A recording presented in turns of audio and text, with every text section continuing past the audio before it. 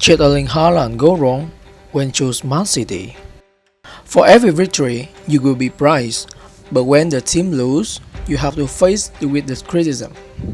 That can come to anyone, especially now the British media continue to raise questions about if Erling Haaland was wrong when choosing to join Man City.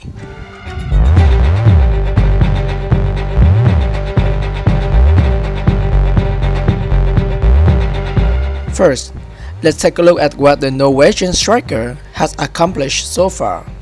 In 27 matches of Manchester City in all competitions, he has 31 goals and 3 assists, meaning he averaged more than 1 goal a game, and obviously, the overall number has captivated the audience.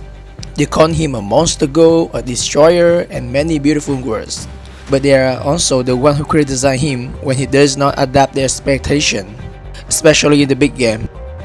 The last match against Tottenham can be considered the 6th biggest match this season of Man City in the Premier League, after Liverpool, Chelsea, the first leg against Tottenham, and 2 matches with Man United.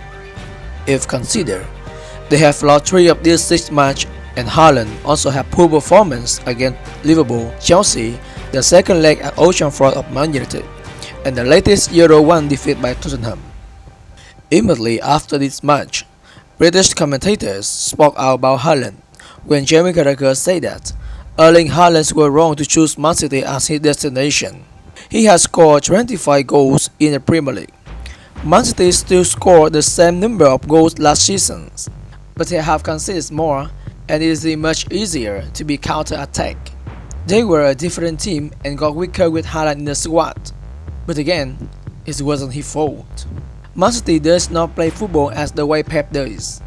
His players didn't have the energy, the strength, or the speed to play from start to finish. These comments were quickly shared and split into 2 opposing views. But is it true that Erling Haaland was wrong to choose Man City?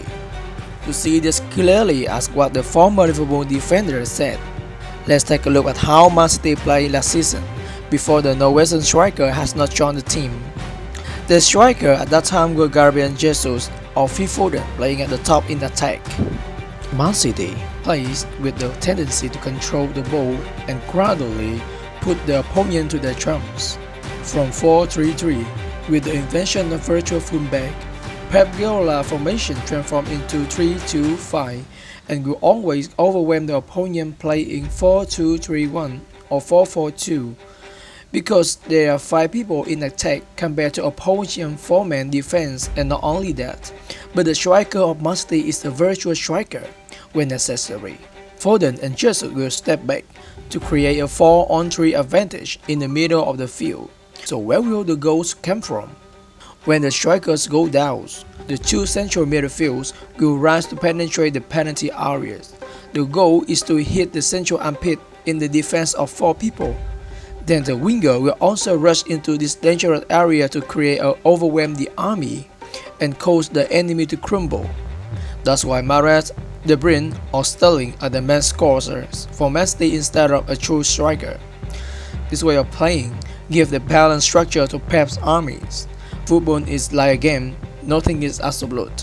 When you choose one way to play, there will be another way to overcome it. For Pep Guardiola's counter-attacking style of defense, even though Klopp's high pressure is very dangerous and can squeeze the midfield of Man City. Klopp also have the same weakness in the defense of Manchester team because the high attack exposed the gap in the midfield and 2 wings. So it can be said that both in one day reach the highest level of balance. But talking about how to play the real counterplay of Pep, it must be 3-5-2 or 3-4-3 Italian style led by Mourinho Tottenham before and Conte now. At the beginning of the season, we had a pause about Tottenham and especially how they make Man City will always difficult to confront. When Man City always waiting to attack the midfield ambit between the central defender and the fullback, the 5-man defense is to make those space sealed and always ensure one-on-one in all situations. Then they use the speed players to quickly switch stack to hit the flanks where Man City left. This 2-layer defense problem has gradually become a trend for teams facing Man City, not only in England but also in the European arena. With Conte, 3-4-3 turned into the 5-4-1 when defending, but with Real Madrid, absolutely even though he used 4-2-3-1, he still pulled Van Vetter back to the defense 5-4-1. Different people, but the same principle. So before this team play like this, they lock the central Abyss arena where Pep wants to attack. How does the Spanish coach want to solve it? For him, there are two ways to handle the situation. The first way is to choose someone like Messi to create mutation and disrupt the defense system of the majority. But Messi has only one, it will be difficult to find the same person. At Man City, he wants to try Foden for that role, but of course, he wasn't Messi, who can score well and can immediately operate in the penalty arena to replace Gabriel Jesus. But to ensure the link of the game, there will be no one more suitable than Harry Kane of Tottenham, who want to join the blue half of Manchester, but haven't been fiercely prevented from the host team. So Pep had to find another option, young and strong, to slowly use, even though it didn't really fit his philosophy in military career. The chosen one was Erling Haaland. We have mentioned that Guardiola did not like using strikers such as Eto'o or Ibrahimovic before. The reason is the ball. He wants someone who knows how to step back to connect the game, not just hammock in the penalty arena. When he moved to Bayern Munich, the unsuitable Mario Mandzukic will also conflict and leave, and Lewandowski had a moment to play as a winger before being sent back to the center. When Erling Haaland, expensive contract last summer, appeared in the Premier League, we also have an analysis of both pros and cons. We said that even if Haaland were to change to fit with Pep's system, he still had the instincts of a striker who runs, needs space, and scores goals, not a pressing player or deep backward to link the gameplay. So that the Spaniard will be faced with a problem of balance in the game. In addition, at that time, as shared by the football, Man City with Haaland and without Haaland will perform two different ways of playing.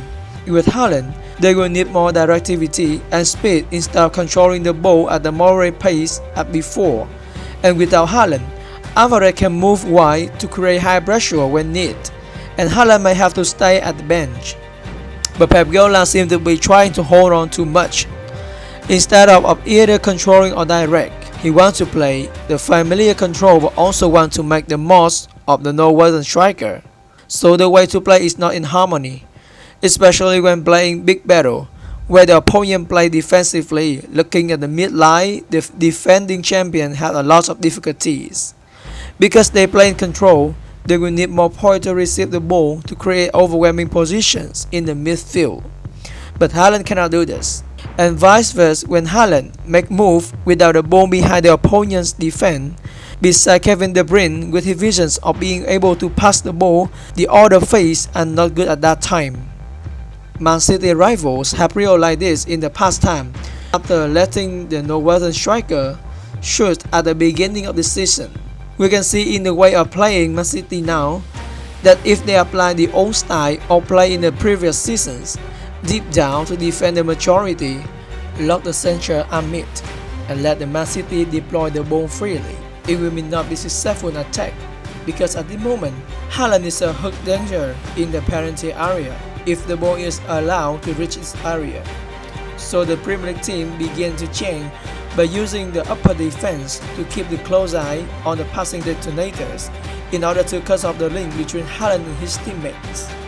It showed in the draw with Newcastle, Aston Villa at the beginning of the season, with 5-man midfield shielding the front with Tottenham for people to separate the light.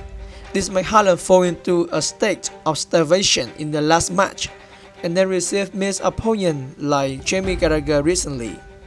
When the midfield and the way Man City play and Haaland are currently not in harmony together, nor in his to blame Haaland for turning Man City from virtual into a one-man team. But Haaland's approach to the game is the type of person who fits the way of playing like Bayern Munich or Real Madrid do.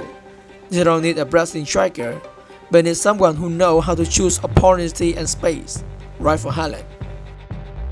We all agree that a coach like Pep Guardiola knows the issue well. The interesting thing is how will he choose to solve them.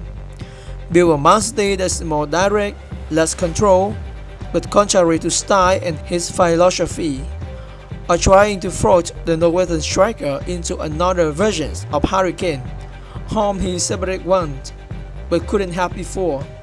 Recent tests have shown that 3-2-4-1 is a formation the Spaniard used to develop his play, but also instruct Haaland to be more patient in moving, without the ball to create pressure. Of course, when he can combine the strength altogether without having sacrificed the other, like what he's trying to do right now, Guardiola can completely laugh in the face of those who are struggling mocking him out there. Let's see, Guardiola and character, who is right?